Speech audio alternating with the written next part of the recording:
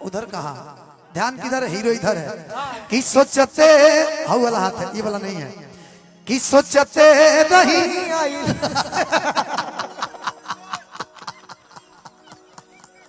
हम भाड़ दे तू लोग प्रेम करबो। एक खाली इधर है, खाली और ये हम भाड़ खाली हां आइए अब भाड़ी लेकिन प्यार से कैमरा है ठीक बा हम ना बोलब ना आई ना हम बानी कि सोचते नहीं आई लव यू कह लोग हम दर्दना के कह बीच में सब्जी काटत में चूरी फोड़लस रोटी बेलत में लोल रे भगोल देवारा। ये भी मेरा गाना, मेरा गाना देवर पे नहीं, देवर पे गाना है। सब्जी काटत में चूरी फोड़लस रोटी बेलत में लोल रे भगोल देवारा, रे भगोल देवारा। तो पीठ पर लागल बजावे ढोल रे भगोल देवारा, कि पीठ पर लागल बजावे ढोल देवारा। सब्जी काटत में चूरी फोड़लस रोटी बेलत में लोल रे भगोल देवारा। खुश बड़ा लो सब्जी काटत में चूरी रे भगोल देवारा, रे भगोल देवारा। तो पीठ पर लागल बजावे ढोल रे भगोल देवारा, तो पीठ पर लागल बजावे ढोल रे भगोल देवारा। रवा कहनी है कि तनी साइड में कुछ गई हमारा खातिर साइड में तू गई हनीसा हमरा खातिर कि सोना भोरे से 12 को कोइलो मिस कॉल भोरे से मिस कॉल नहीं कर पाती, मिस कॉल मिस कॉल कि कोनो दिक्कत बका तू बतावा अपन हाल। गोलू कॉल करने ही नहीं देता है, बड़े छुप छुप के कॉल करना पड़ता है। की व्हाट्सएप पर फोटो आइल हरे बयखिया में पानी। अच्छा बोला काहे रोता रो? कैसे बताऊं? अरे कि चुमाए गो दे दो ए निशा जी लोन लेके फोन कोइल मानी। चुमा लेके दे दो ए निशा लोन लेके फोन कइले बा।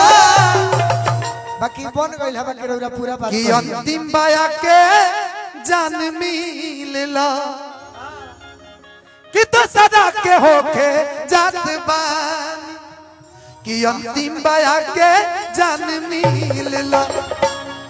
एक बात बोलूं, अपने भोजपुरी इंडस्ट्री में सबकी शादी हो गई, सबकी होने वाली है इस लगन में। जितने कलाकार हैं आपका भी हो जाए, माता रानी करे। आपकी होगी, बस आपका भी हो जाए, यही दो मेरा भी हो जाएगा, आपका भी हो जाएगा ना। थोड़े ही तरी ठीक बा कि अंतिम बाया के सोना मिलला।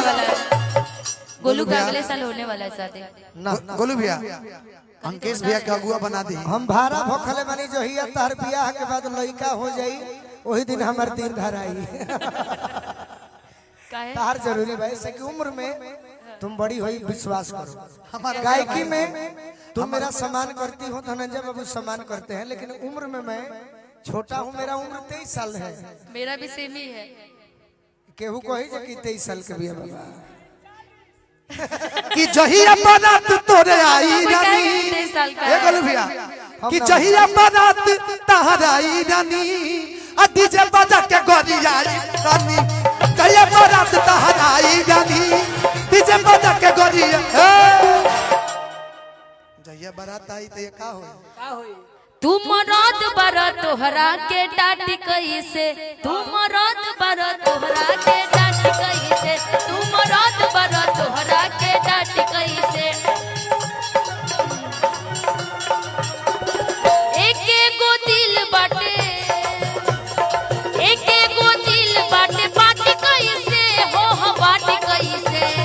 एक गो दिल बाटे, बात कैसे हो बात कैसे, हाँ बात कैसे।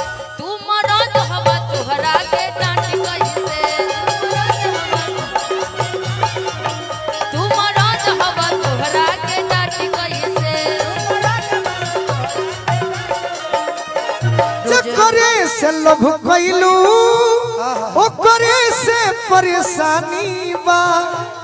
जे करे से लभ कैलू ओकरे से परेशानी बा ए सनमी करम तोहरो लागे खानदानी बा ऐसा नमी कदम तोहरो लागे खानदानी बा तुम रद बड़ा तहरा के डटी कैसे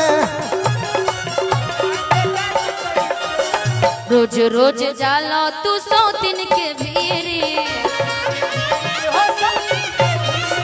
रोज रोज जाला तू सौतिन के भीरी तबो चाहेल हम तोरा आगे गिरी तबो चाहेल तू कि तोरा आगे गिरी प्रभु जी हो करेला तू गलती त काटी कैसे हम काटी कैसे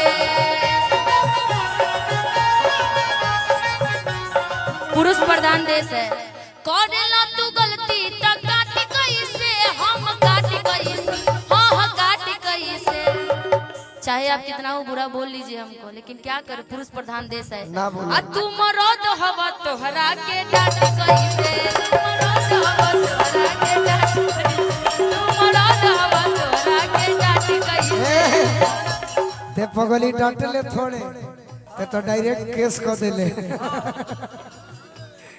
अखिया मिला लयावो गरवा लगा लो हमार बोलमु कोरा हमके उठा लो हमार बोलमु कोरा हमके उठा लो चाहे धनंजय बाबू के एगो आवाज में अच्छा गीत लगी लूट गईनी लूट गई नियारी में लूट गईनी नियारी में प्रेम के बीमारी में लूट गई नियारी में प्रेम के बीमारी में लूट गईनी यारी में प्रेम के बीमारी में कितना दिन हो गई मिल के करार भइल बा मिल के करार भइल बा घर के पिछुआरी में मिल के करार लेकिन